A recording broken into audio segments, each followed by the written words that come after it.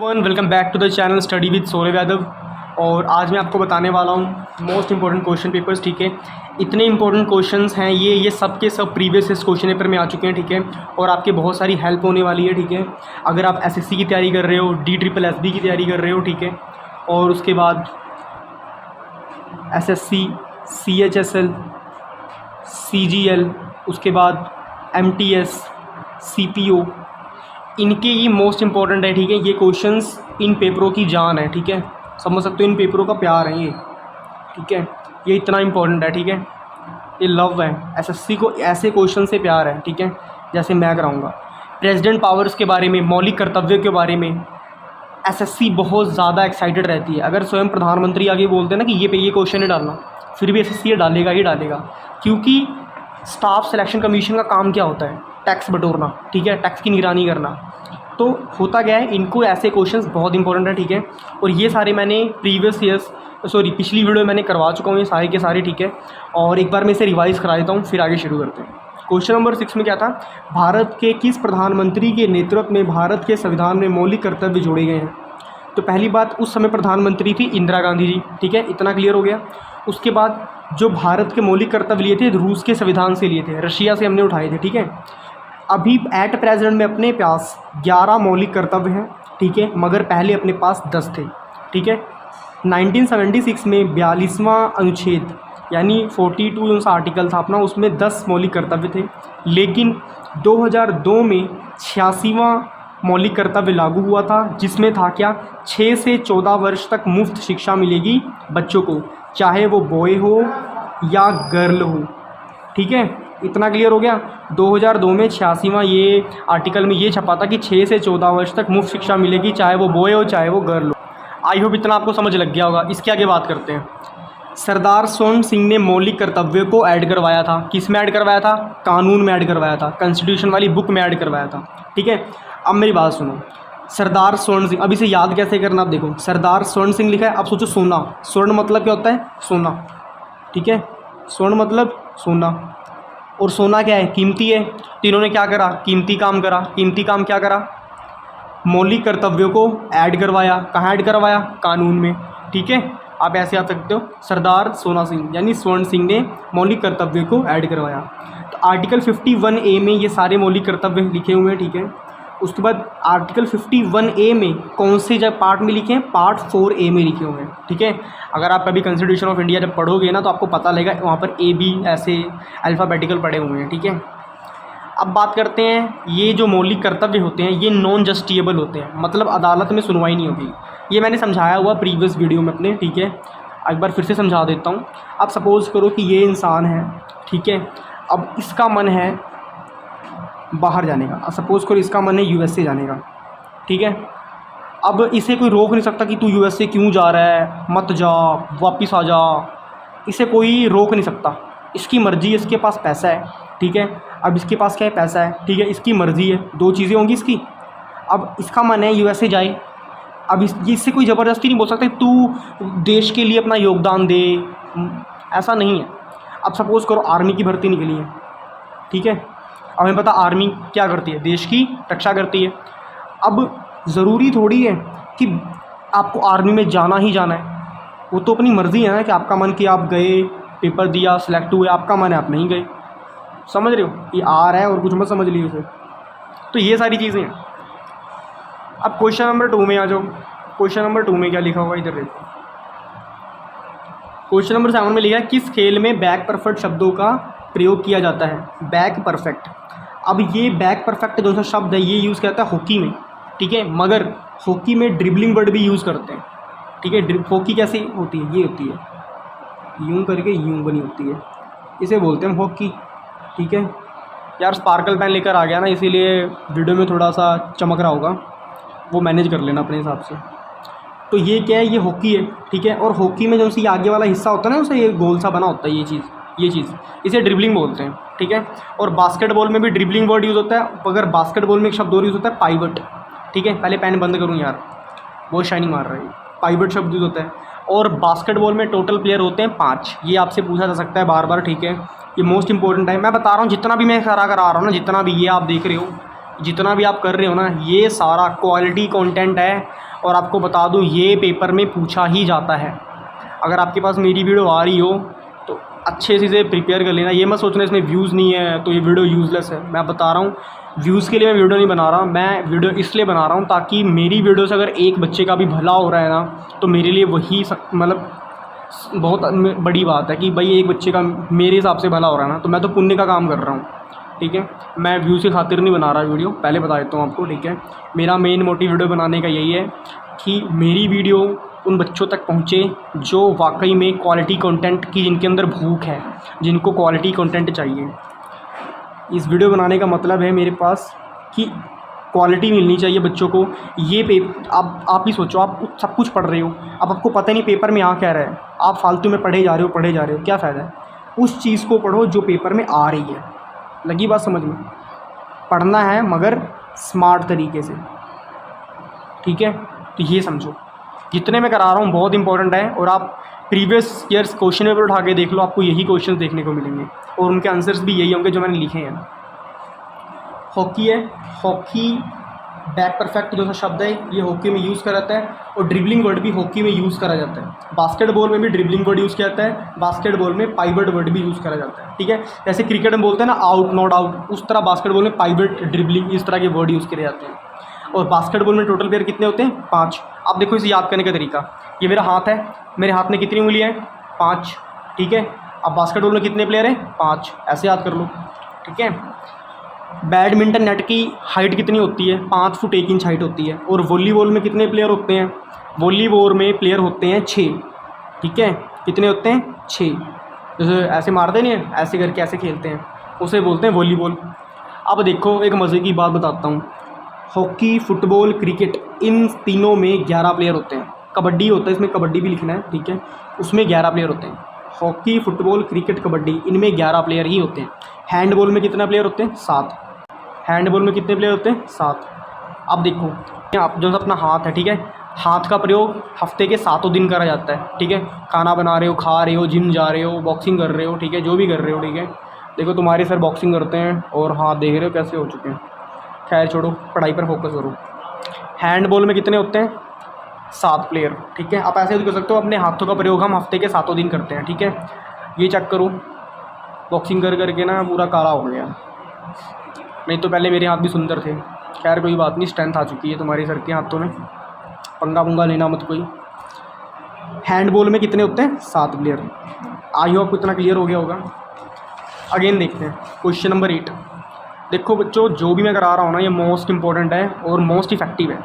आपको ये क्वेश्चंस हर एग्ज़ाम में देखने को मिलेंगे। एसएससी, सीएचएसएल, सीजीएल, सीपीओ, ठीक है, एमटीएस तो श्योर हूँ मैं 1000%, 1000%। और बताओ, होता वैसे 100% ही है, पर मैं 1000 बोल रहा हूँ। और बोलो, ठीक है, श्योर हूँ कि एमटीएस में तो आया ही आया है, बाकियों में भी आया है, ऐसी बात नहीं है। What is the formula of quicklime? बुझा हुआ चूना क्या बोलते हैं? CaO, calcium oxide. ठीक है, आप ये समझ लो कि कौवा है, कौवे को जब खाना नहीं मिलता, जब वो बुझ जाता है तो काँव काँव काँव करता है। ठीक है, दैट्स इट, आप ऐसे याद कर सकते हो। क्विकलाइम होता है बुझा हुआ चूना, और क्विकलाइम का ये केमिकल फॉर्मूला है CaO, कैल्शियम ऑक्साइड। ठीक है, यहाँ पर मैं लिख देता हूँ, देख लेना फिर। ये भगवान यार, आज सारे के सारे पेन ऐसे क्यों मिल रहे हैं? चल ही नहीं रहा कोई। ये यार क्या हो गया? छोड़ो, पेन को मारो गोली। इधर देखो, CaO, कैल्शियम ऑक्साइड। ठीक है, अब उसके बाद देखो, किसे भारतीय शास्त्रीय संगीत में सरोद सम्राट के नाम से जाना जाता है? तो अमजद अली खान को भारतीय सरोद सम्राट के रूप में जाना जाता है। ठीक है, अब ये सोचो, जिनके नाम में अली पड़ रहा है और अमजद समझते हो, आम फलों का राजा है। देखो कितना ताज़ा है, रंग इसका पीला पीला, शौक सिखाती प्यारी शीला। देख रहे हो, शीला का नाम आ गया बीच में। देखो, किसे भारतीय शास्त्रीय संगीत में सरोद सम्राट के नाम से जाना जाता है? सरोद सम्राट का मतलब होता है संगीत के बादशाह। ठीक है, तो अमजद अली खान को, अब मैं बता रहा हूँ, अभी तो एक नाम लिखा है। इस तरह के ये उसी उपाधि मिली ना सरोद सम्राट की, सरोद सम्राट की उपाधि बहुत से लोगों को मिल चुकी है। इसीलिए एक आपको हिंट देता हूँ, जिनके नाम में अली आए, तो जिनके नाम में आम, इसे आम समझ लेना। ठीक है, जिसके नाम में स्टार्टिंग में या अली स्टार्ट बीच में लगे, समझ लो सरोद सम्राट उन्हीं का है। ठीक है, ऐसे 3-4 और हैं जिनको मिला हुआ है, वो आपको मैं बाद में बताऊंगा। 1873 में ज्योतिबा फुले ने किस भाषा में गुलामगिरी लिखी थी? अब अब पहली बात, जो ज्योतिबा फूले है ना, ये एक लड़का है, ये एक नर है, एक मेल है, ठीक है। पहले भी मुझे ऐसा लगा था कि जैसे आपको लग रहा होगा कि ज्योतिबा फूले नाम एक फ़ीमेल वाला है तो शायद ये फ़ीमेल होगी, बट गलत है। ये ज्योतिबा फूले एक लड़का है, एक बंदा है, एक नर है, ठीक है। तो ज्योतिबा फूले कहाँ के रहने वाले थे? महाराष्ट्र के। और महाराष्ट्र में क्या बोली जाती है? मराठी, ठीक है। अब महाराष्ट्र की कैपिटल क्या है बताओ, ये बताओ मेरे को। महाराष्ट्र की कैपिटल क्या है बताओ? महाराष्ट्र की कैपिटल क्या है पता है किसी को? जिसको पता है कमेंट कर देना। मुंबई। महाराष्ट्र की कैपिटल है मुंबई, ठीक है। स्टेट कैपिटल याद कर लो, आगे काम आएंगी। तो ज्योतिबा फूले एक लड़का था, एक मेल था, ठीक है। उसने मराठी भाषा में गुलामगिरी लिखी थी, ठीक है। और सत्य शोधक समाज की स्थापना किसने करी थी? ज्योतिबा फूले ने करी थी, ठीक है। और रहने वाले कहाँ के थे? महाराष्ट्र के। उनकी वाइफ का नाम था सावित्री बाई फूले। अब देखो, अगर बंदा इंटेलिजेंट है तो उसकी वाइफ भी तो बढ़िया ही होगी। अब सोचो, कोई अनपढ़ बंदा है, अगर उसकी शादी होगी तो उसकी शादी तो किसी से भी हो जाएगी ना। अब उसको क्या पता दुनियादारी के बारे में। मगर उसकी जगह ज्योतिबा फूले ऐसा एक बंदा आ गया, ठीक है, जो पढ़ा लिखा है, बढ़िया वेल एजुकेटेड है, ठीक है। तो वो शादी किससे करेगा? वो शादी करेगा उस लेवल से शादी करेगा जो उसके लेवल की होगी, ठीक है। तो उसके लिए कंफर्टेबल क्या थी? सावित्री बाई फूले। और सावित्री बाई फूले से उसने शादी करी, ठीक है। अब देखो, जो पढ़ा लिखा बंदा होगा ना, वो सिर्फ शक्ल नहीं देखेगा, वो देखेगा कि लड़की कैसी है, ठीक है। पहली चीज़ तो क्या देखेगा? उसके संस्कार कैसे हैं। सेकंड चीज़ क्या देखेगा? उसकी बोल भाषा कैसी है। थर्ड चीज़ क्या देखेगा? उसका इंटरेस्ट किन किन चीज़ों में है। अब लड़का क्या करेगा? उन्हीं चीज़ों से अंदाज़ा लगा ले कि ये मेरे लेवल की है कि नहीं, इसके साथ मेरी ज़िंदगी गुजरेगी कि नहीं गुजरेगी, ठीक है। तो ये सारी चीज़ें होती हैं। पढ़े लिखे लोग यही चीज़ देखते हैं, सिर्फ थोबड़ा देख के इंप्रेस नहीं होते, ठीक है। तुम लोग क्या करते हो? थोबड़ा देखा और हैशटैग लगा के इंप्रेस हो गए, तो ये काम गलत हो जाता है, ठीक है।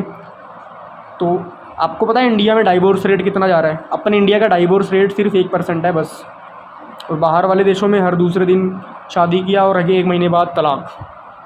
तो इसीलिए इंडिया वाले शादी करने से पहले इन सारी चीज़ों को फॉलो करते हैं, ठीक है। वो सिर्फ थोबड़े के ऊपर नहीं जाते हैं, शक्ल के ऊपर फोकस नहीं करते हैं। वो देखते हैं लड़की कैसी है, ठीक है, इसका व्यवहार कैसा है, बिहेव कैसा है, परिवार वाले कैसे हैं, ठीक है, लड़के के इंटरेस्ट किन चीज़ों में है, लड़की ने पढ़ाई कौन सी करी है, ठीक है। यही सेम चीज़ें लड़कों में देखते हैं, मगर लड़कों में सबसे मेन चीज़ क्या होती है? रोकड़ा कितने कमा रहा है। मेन बात ये होता है, लड़कों में माया सबसे पहले ऊपर आती है, मनी। कहते हैं ना, नो मनी नो हनी। तो ये चीज़ होती है, पहले पैसा कमाओ, उसके बाद शादी करो। क्योंकि आप जितने मर्जी हैंडसम हो जाओ, अगर रोकड़ा नहीं है तो it means you are beggar, you are भिखारी। तो कोई भी लड़का, कोई भी लड़की का बाप आपका हाथ नहीं देगा अगर आप बेरोज़गार हो। तो अगेन फिर से फोकस करो सावित्री बाई फूले के ऊपर। तो सावित्री बाई फूले बहुत ही अच्छी थी, बहुत ही एजुकेटेड थी। भाई बंद कर लो यार। सावित्री बाई फूले क्या थी? वाइफ थी ज्योतिबा फूले की, ठीक है, ज्योतिबा फूले की। और जो सावित्री बाई फूले थी, ये भी बहुत पढ़ी लिखी थी, ठीक है, बहुत ही इंटेलिजेंट थी। इन्होंने अपने पति के साथ, यानी ज्योतिबा फूले के साथ 1848 में लड़कियों के लिए स्कूल खोले थे। अब सोच लो, उस समय देश आज़ाद भी नहीं हुआ था, ठीक है। 1850, अब ये से ना कई लोग 1857 समझ लेंगे। तो यार देखो, 1857 में क्या हुआ था? ब्रिटिश ईस्ट इंडिया कंपनी आई थी, ठीक है। कौन आई थी? ब्रिटिश ईस्ट इंडिया कंपनी आई थी। ब्रिटिश ईस्ट इंडिया कंपनी, यहाँ पर एन आएगा। अंशु भैया एक नीचे से ना पेन ले आ दो यार, ये ना बहुत ज़्यादा चमक रहा है वीडियो में ना, सही से थोड़ा दिख नहीं रहा। और कोई ना, चलने दो। अब देखो इधर 1857 में ब्रिटिश ईस्ट इंडिया कंपनी आई थी, और इन्होंने 1857 से, हाँ पेन ले आओ, डब्बा पड़ा होगा उसमें से पेन ही पेन भरे पड़े हैं। वाइट कलर का डब्बा ट्रांसपेरेंट, उसमें कम से कम नहीं तो 50-60 पेन पड़े हुए। उठा लो पूरा डब्बा ही उठा लो ना, मम्मी से पूछ लेना, नीचे रखा होगा यहीं पर ही, ऊपर गए। Sorry for disturbing guys. 1848 में इन्होंने लड़कियों के लिए स्कूल खोले थे। अब आप सोच लो कितनी अच्छी सोच थी सावित्री बाई फूले की और ज्योतिबा फूले की। ये रही ज्योतिबा, ये रहे ज्योतिबा फूले, ये एक नर थे, पहले बता रहा हूँ, ठीक है। अब देखो, दोनों की थिंकिंग मैच होती थी, इसीलिए इनकी निभी है, ठीक है। इसीलिए इनका जो शादी का बॉन्ड था, ये शादी का बॉन्ड है, एक यहाँ से पावर आ रही है, यहाँ से पावर आ रही है। अब ये बॉन्ड और स्ट्रॉन्ग हो गया है, ये स्ट्रॉन्ग हो रहा है, ठीक है। स्ट्रॉन्ग होने का रीज़न क्या है? मेन स्ट्रॉन्ग होने का रीज़न यही है कि इन लोगों की थिंकिंग मैच हो रही है। इसीलिए जिससे मत मिले उसी को अपना मित्र और अपना लाइफ पार्टनर बनाओ। अब देखो क्वेश्चन नंबर 11 में, निम्नलिखित में से किस भारतीय राज्य में हड़प्पा नगर नहीं पाए गए हैं? एक बात और बोलूँगा, अभी पढ़ाई वढ़ाई पर ध्यान दो, शादी वादी पे नहीं, ठीक है। ये थोड़ा मैंने ज़्यादा ज्ञान दे दिया आप लोगों को। निम्नलिखित में से किस भारतीय राज्य में हड़प्पा नगर नहीं पाए गए हैं? तो वो है उत्तराखंड। उत्तराखंड को हम देवभूमि कहते हैं, ठीक है। और आपको पता है जहाँ पर देवभूमि है वहाँ पर हड़प्पा हड़प्पा की क्या ज़रूरत है, ठीक है। तो जो उत्तराखंड है इसको हम बोलते हैं देवभूमि। अभी मैं स्कार्पल जो मेरे पास स्पार्कल है, ठीक है, स्पार्कल पेन, तो मैं स्पार्कल पेन से लिख नहीं रहा क्योंकि मुझे पता है इसमें थोड़ा ना वो शाइनिंग ज़्यादा आ जाता है, फिर वीडियो की ना क्वालिटी मर जाती है। तो अब देखो हड़प्पा नगर पाए कहाँ गए थे? ये पाए गए थे हरियाणा में। हरियाणा में कहाँ पाए गए थे? राखीगढ़ी में पाए गए थे। राजस्थान में भी पाए गए थे। राजस्थान में कहाँ पाए गए थे? कालीबंगा में। गुजरात में पाए गए थे क्या? हड़प्पा नगर, ठीक है, जिसे बोलते हैं इंडस वैली सिविलाइजेशन। आप कभी पढ़ के देखना, इंडस वैली सिविलाइजेशन बहुत ही एडवांस लेवल की थी वो। जो चीज़ें हम आज यूज़ कर रहे हैं वो चीज़ें वो पहले यूज़ कर रहे थे, कम से कम आज से 2500 साल पहले, ठीक है। आप सोच लो, अब आज से 2500 साल पहले की बातें हैं। वो लोग पक्के मकानों में रहते थे, ठीक है। उसके बाद स्विमिंग पूल में तैरते थे। और बताओ, अभी इंस्टाग्राम में रिवाज चला ना कि स्विमिंग पूल में लड़के जा रहे हैं, जिम वाले बॉडी दिखा रहे हैं। भाई वो पहले से स्विमिंग कर रहे थे, बताओ कितने पहले से। वो बढ़िया सा सरोवर बनाया हुआ था। अब देखो गुजरात में हड़प्पा नगर थे लोथल में। अगेन एक बार रिवाइज़ करा रहा हूँ, हड़प्पा में राखीगढ़ी में थे, राजस्थान में कालीबंगा में थे, और गुजरात में लोथल में थे। क्या थे? हड़प्पा नगर, यानी कि हड़प्पा सभ्यता, ठीक है। तो राखीगढ़ी, कालीबंगा, लोथल, इन जगह पर ये हड़प्पावासी रहते थे। आई होप इतना क्लियर हो गया होगा। अब क्वेश्चन नंबर 12 पर फोकस करो। जो क्वेश्चन नंबर 12 है ये बहुत ही इंपॉर्टेंट है, बहुत बहुत बहुत इंपॉर्टेंट है, मैं आपको बता रहा हूँ। ये बहुत रिपीटेड है, ठीक है। Who wrote the book wealth of nation? तो वेल्थ ऑफ नेशन जो सी बुक थी ये लिखी किसने थी? एडम स्मिथ ने लिखी थी, ठीक है। अब एडम स्मिथ कैसे याद करोगे? एडम का मतलब क्या होता है? मैडम, ठीक है। एडम का मतलब क्या है? मैडम, इतना याद हो गया। और आपको पता है जो मैडम है, अब किसी भी देश की कोई भी लेडी होगी उस देश का क्या होती है? गौरव होती है, ठीक है। आपके घर में है, आपके घर में जो लेडी होंगी, अब मेरे घर में तो ऐसा है कि मेरे घर में मेरी और अगर मेरी बहनों की बात करी जाए तो बहनों की ज़्यादा रिस्पेक्ट होती है, ठीक है।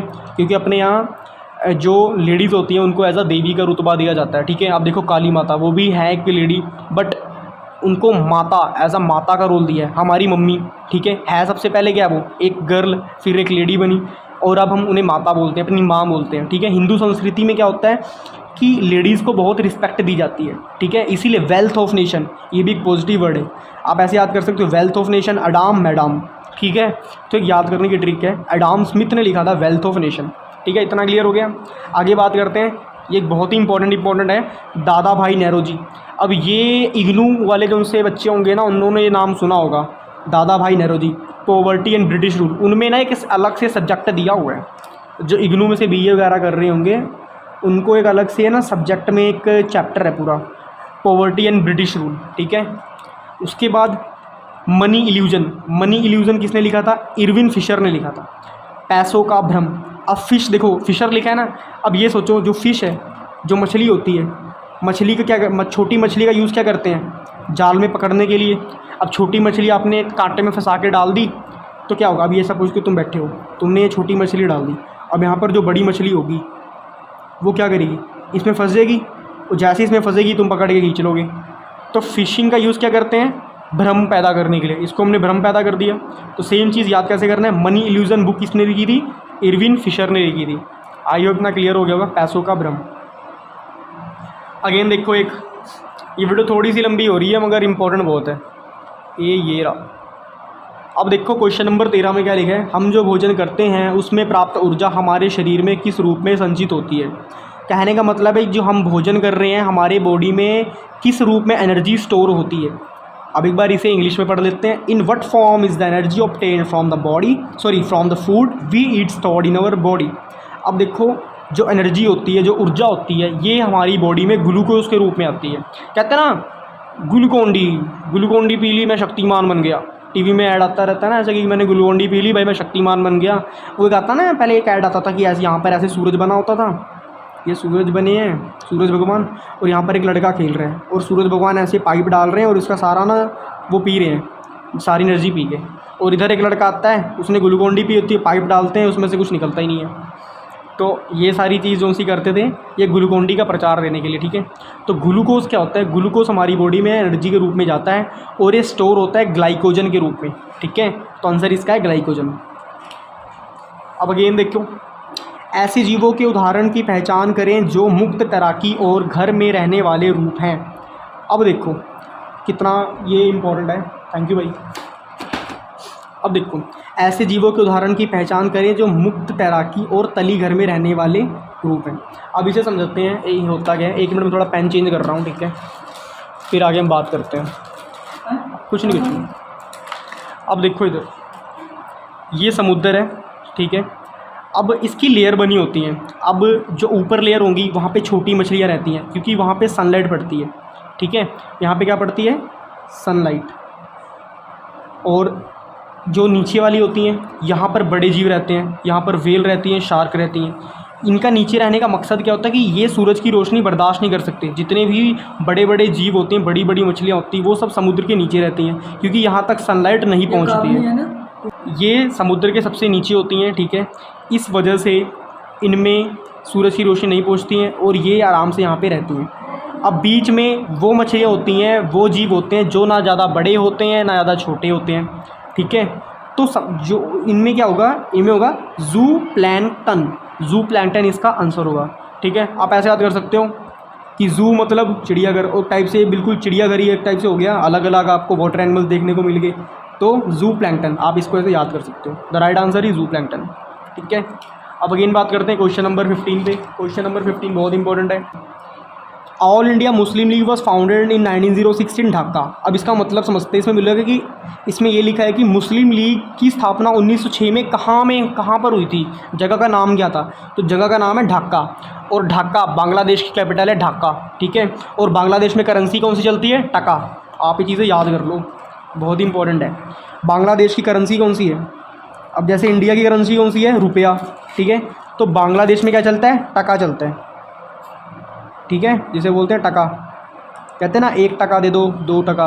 वो एक गाना, एक पोइम नहीं थी, नानी तेरी मोरनी को मोर ले गए, बाकी जो बचा था काले चोर ले गए। उसमें एक लाइन है, जल्दी से 1 रुपया दे दे, रूसा रूसी छोड़ दे।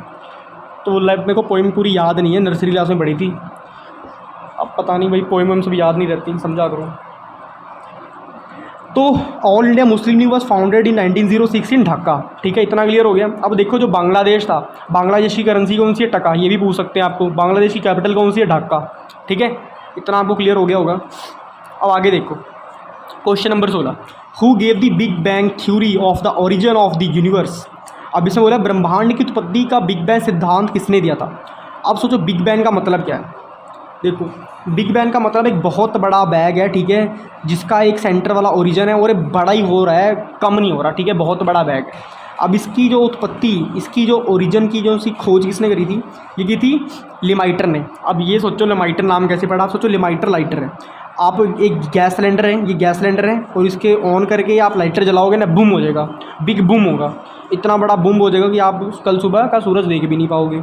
तो आप ऐसे याद कर सकते हो, big bang theory of the origin of the universe is Lemaitre, ठीक है। ये साइंटिस्ट का नाम है, ठीक है, जिसने ढूंढी थी, जिसने हमें बिग बैंग थ्योरी दी है, ठीक है, समझ रहे हो। तो बिग बैंग थ्योरी बहुत बड़ा बैग है, ठीक है।